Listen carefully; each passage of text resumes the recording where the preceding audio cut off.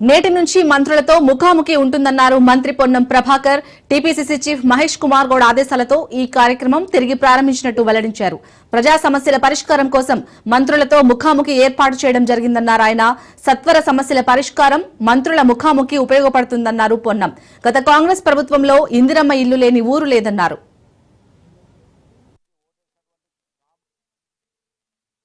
ప్రభుత్వం పక్షాన బాబు జగ్జీవన్ రామ్ పూలే భవన్లో ప్రతి మంగళవారం శనివారం అక్కడ విజ్ఞప్తులు తీసుకుంటున్నప్పటికీ తెలంగాణ వ్యాప్తంగా ఉన్నటువంటి కాంగ్రెస్ శ్రేణులు ఎవరైతే కాంగ్రెస్ పార్టీ అధికారంలోకి రావడానికి కష్టపడ్డారో, ఎవరైతే ప్రజాపాలన కావాలని ఆకాంక్షించి ఓటేసినటువంటి కామన్ మ్యాన్ సామాన్యులు ఎవరైతే ఉన్నారో వారికి సంబంధించినటువంటి ఎటువంటి సమస్యలు ఉన్నా గాంధీ భవన్ అనేటువంటిది పార్టీ అధికారంలోకి రావడానికి వేదిక అయినటువంటి కార్యాలయం ఈ ప్రభుత్వం అధికారంలో ఉన్నటువంటి ప్రభుత్వ పార్టీకి సంబంధించినటువంటి ఒక దేవాలయం లాంటిది.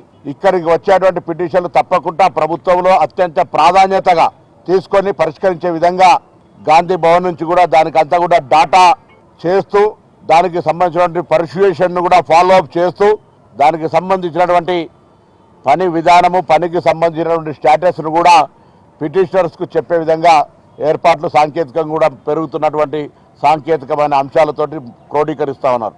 ఆనాడు ఇందిరమ్మ ఇల్లు లేని ఊరు లేదు, హనుమంతుడు గుడి లేని ఊరు లేదని ఎట్లయితే అన్నామో మళ్ళీ ఆ విధంగా నియోజకవర్గానికి 3,500 ఇల్లు ఇచ్చే కార్యక్రమం కావచ్చు.